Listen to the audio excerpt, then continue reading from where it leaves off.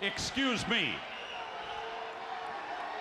What in the world are you thinking? Mean Gene, the first thing you need to do is to tell these people to shut up if you want to hear what I gotta say.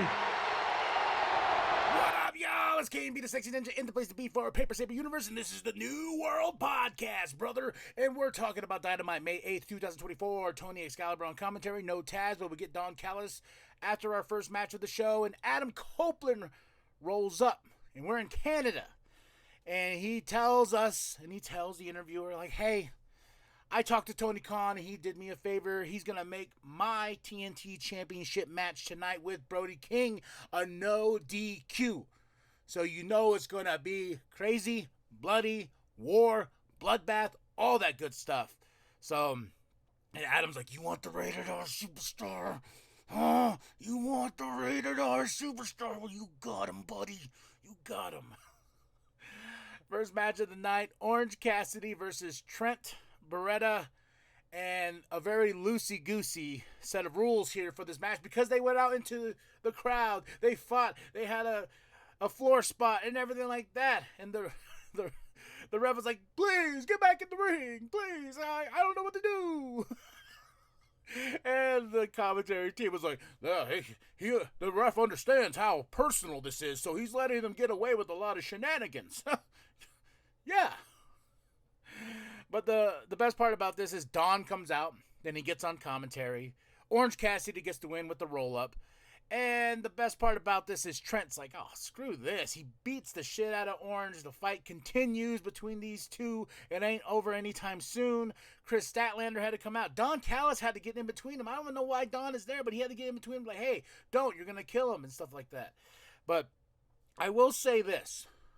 In believability, I know it's professional wrestling here, but Orange got a pile driver onto the steps. He got under the ring, he had that big spot, and I was like, man, this kid's dead, right? No, he gets right back up, has a chair in hand. I'm like, you could have really sold this of like really beating down Orange Cassidy, but no, he got up. Orange Cassidy walked on his own free will, had a chair in hand with Don Callis back. Chris Statlander comes up. And Trent was like, shut the fuck up. I was like, whoa.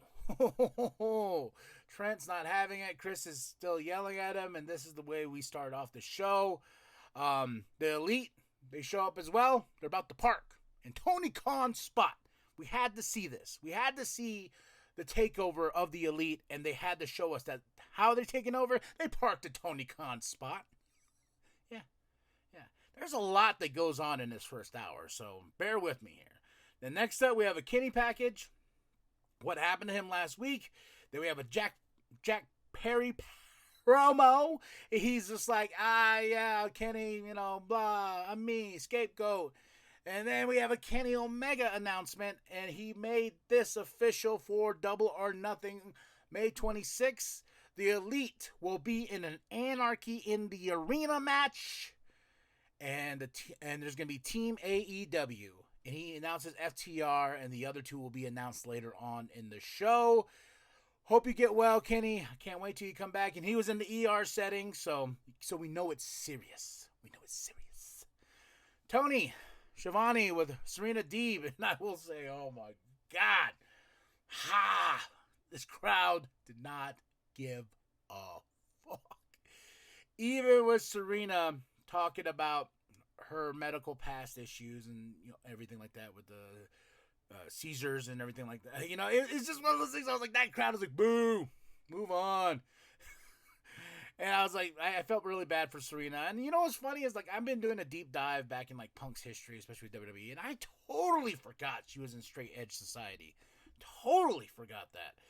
But best part comes out, Tony Storm walks up on her, and no Fox goes, I thought I was going to meet my challenger and not a charity case. I was like, damn, Tony. This is why you're my champ.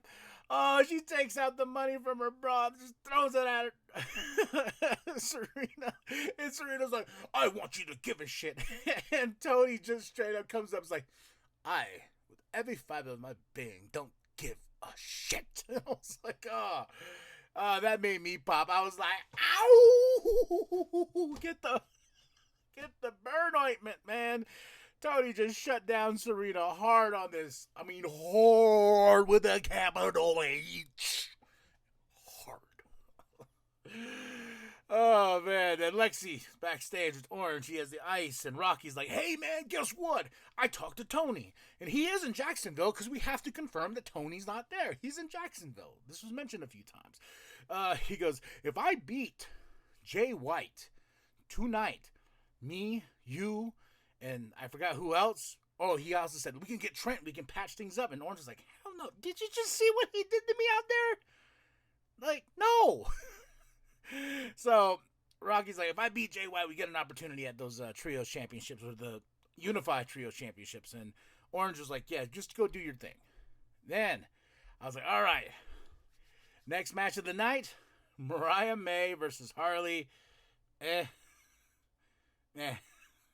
Mariah May gets the win. I really want her to stop doing the Toni Storm gimmick. Like, it's heartbreaking because I really like Mariah May. But Saraya's out there, and they started, Harley and Saraya started attacking Mariah May. Then Mina shows up, and they tease a kiss, and they toast with champagne. And my daughter's like, did they just let them get drunk on the show now?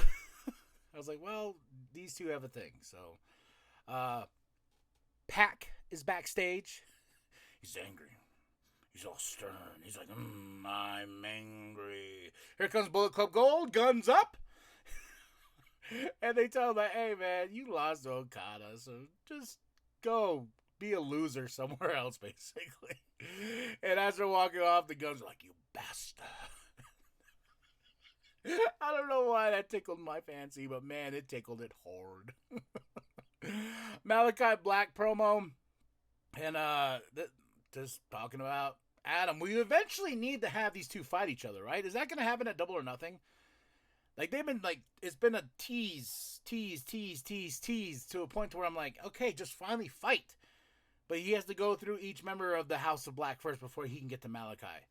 So, the Bucks backstage showing that they're running the show. You know, they're like, hey, look at us. We're at the monitors and everything, and we're running everything, and because we're the Books, and we can do what we want. And they're like, oh, Swerve's going to the ring, and here comes Swerve Strickland. And everything I've mentioned is almost at the hour mark when Swerve comes out. Yeah, that was everything at the hour mark. Swerve comes out, Christian comes out. I'm like, okay, you know, back and forth banter. Swerve is pissed. Christian is Christian, and he has his family. And they're about to go into the ring and beat up Swerve. And here comes the Mogul Embassy. And I was like, scratching my head. I was like, wait, aren't they a heel faction? Why is our champion going to be with them? I was like, I feel like Mogul Embassy would just turn on him at this point, right? Because they really haven't been together. Oh, okay. They do turn on Swerve, put him through a table, the betrayal. And, you know, they're like, this has to be Christian Cage's work here. But we got a Kendrick Lamar reference. Oh, my gosh, I'm going to beat your ass worse than Kendrick did Drake in Canada. Oh, bars. With a capital B, bars. I just love the fact that Kendrick and Drake's beef is spreading all across sports entertainment, pro wrestling. It's mentioned everywhere. Seth Rogen, I guess, had a show. He's mentioning it. You know, it's just amazing that this beef is basically global at this point. Everyone's talking about it. Everyone's using it as like a jumping point to say something or do something. So, but Swerve was betrayed by the Mogul Embassy. There was no Prince Nana there, and they put him through a table. So I was like, okay, all right, well, R.I.P. Swerve, because he got beat down twice last week and this week, and literally had a dread pulled out of his head. So we'll see what happens. This, like I said, this build is just, and this Double or Nothing, like, it has a cool card, but like Tony and Serena, I'm just like, I think Toni Storm deserves better. Just in my opinion. Then we get the Bucks backstage. And like I said, we're only at this hour mark. Then we get the Bucks backstage. Christian comes like, hey, good job, Christian. good job. And I was like, oh, they're like, yeah, that was a great idea to the Bucks and everything. And then we go back to Tony and Excalibur and Don at the table that's blast. And then Tony Schiavone has to, like, do the narrative of, like, did you hear that? Did you hear that? They said that was a good job. So it was the Bucks. It was the Bucks that did this. And I'm like, man, we're only 2 matches deep into this show, and it's already over the hour mark. And I was like, all right, now we're going to go into the next match. No, we go into a backstage thing with Willow Nightingale, because she has a match with Mercedes Moné.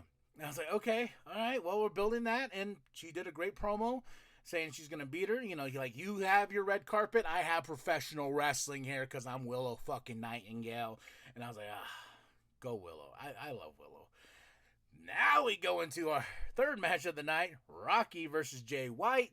Jay White gets the win, of course, and they started beating down the Guns and, started beating down Rocky, and here comes that bastard, Pac. And here he comes, mad, angry. And the best part about this is Bullet Club Gold just shook him off like he was nothing. I was like, oh my God. Like, no fucks. They just rolled out of the ring. I was like, oh my God. I laughed so hard because that was the biggest, shake off ever, man. It was phenomenal. Joe promo, Joe's going to come back. He's a fierce warrior, and he'll be back soon to start reclaiming his kingdom. Jericho and Big Bill versus Squash Gang. Who do you think wins? Jericho and Bill promo afterwards, and then Tony Schiavone gets in the ring, and Jericho. I don't give a shit, man. And Tony's like, Hook will be back next week. I'm like, cool. All right, now move on. And then Jericho's like, yeah, we'll have a party because I'm Chris Jericho. Now our main event, the TNT Championship. I was like, all right, let's end this on a good note then. No DQ. Adam Copeland versus Brody King. It is war. It is war. There's blood. There's chairs. There's tables. All sorts of shenanigans all over that ring. And Adam Copeland gets the win. But here comes Brody King. And he attacks Adam after the match because he ain't having it. No way, no how. But here comes Kyle. Kyle for the save for Adam Copeland. And I will say this is my match of the night is Adam Copeland versus Brody King. I had a lot of fun with this match. I did. I was just like, damn, I think this is Adam Copeland's best run so far. And that's kind of sad because the last WWE run was mild at best. But Adam Copeland gets the win. Kyle's out there. Then they're like, let's cut to Mercedes Moné. And yeah, she is confirmed to make her in-ring debut at Double or Nothing. And I'm just like, damn. That's... What an investment, Tony Khan. What an investment. Cuts a okay promo. I'm rooting for Willow in this, to be honest. Mercedes like, Willow took this away from me, blah, blah, blah. Very dry, delivery and whatnot. I felt more passion from Willow Nightingale than I do Mercedes Moné. Then I'm like, all right, well, we're going to end it here, right? No, we got Lexi backstage with Adam Copeland and Kyle. Then they're going to, next week, they're going to fight for that TNT championship. No, at Collision, right? No, Collision. Yeah, Collision, they're going to fight for that TNT championship. Adam accepts Kyle, and I like when Kyle's like, hey, I want a shot at that. And I was like, oh, yeah, is that why you saved me? Okay, that makes more sense. You're on. I was like, ooh, Kyle O'Reilly and Adam Copeland. Yes, please. And I was like, all right, we're going to end the show there, right? No! The Elite come out. And they're like, we asked for a little bit more time to go over. I was like, of course. Oh my gosh. And I was like, okay, they're going to cut a promo. Then here comes FTR. And FTR's like, hey, we got some guys with some big balls. I was like, don't steal the Miz's gimmick. He's got big balls. Who's got big balls? Miz got big balls. So don't steal his shit. Shenanigans, folks. And here comes Eddie Kingston, of course. Here comes Bryan Danielson. We haven't seen him since Dynasty to his loss with Will Ospreay. And the way we end the show is Team AEW versus the Elite go head to head because they're going to fight, and that's the way we end this all chaos because Anarchy in the Arena will happen at Double or Nothing May 26th. A packed weekend, if you want to know, because they got the King and Queen of the Ring tournament for WWE, and they have Battleground for NXT, and then they have Double or Nothing May 26th. Like, it's just a packed. And you want to talk about packed again. This Saturday is 3 hours of AEW. I've told everybody before, getting through 3 hours of Collision and ending it on a good note sometimes with Collision, then being like, you got 1 more hour. It's like, okay. And then there's a lot of it's throwaway matches. So I'm just like, dude, you could just make it a solid 3 hour Collision, get where you need to go, and not have another thing stamped on it. But that's the way it is, right? Honestly, this show gets a 3 out of 5. My spicy parts is I like more of the segments than I did the matches. Adam Copeland, Brody King is the match of the night. But yeah, 3 out of 5. 3 out of 5 for this one. But that's it. That's all. Tell me what you thought of the show. Drop those comments below. Hit that like. Hit the subscribe. Share with your grandma. Share with your grandma. Share with the bum down at Walmart. And for a company that's really hell-bent about being like, we're all about pro wrestling. It's all about the pro wrestling. We're giving you pro wrestling. We're not giving you sports entertainment. We got 1, 2, 3, 4. 4 matches. 2 hours filled with a bunch of other stuff with sports entertainment. Just saying. So 3 out of 5. That's it. That's all. That is Dynamite, May 8th, 2024. Tony, Don, Excalibur on commentary in Canada. That's it. That's it, y'all. Like and subscribe. Share with your grandma. Share with your grandma. Share with the bum down at Walmart. Go to ProWrestlingTees.com/New World Podcast. Get yourself that sweet NWP logo created by Penta X. And remember that the New World Podcast is for life, brother. The robot. I can beat your ass down like Kendrick Lamar did to Drake this past weekend.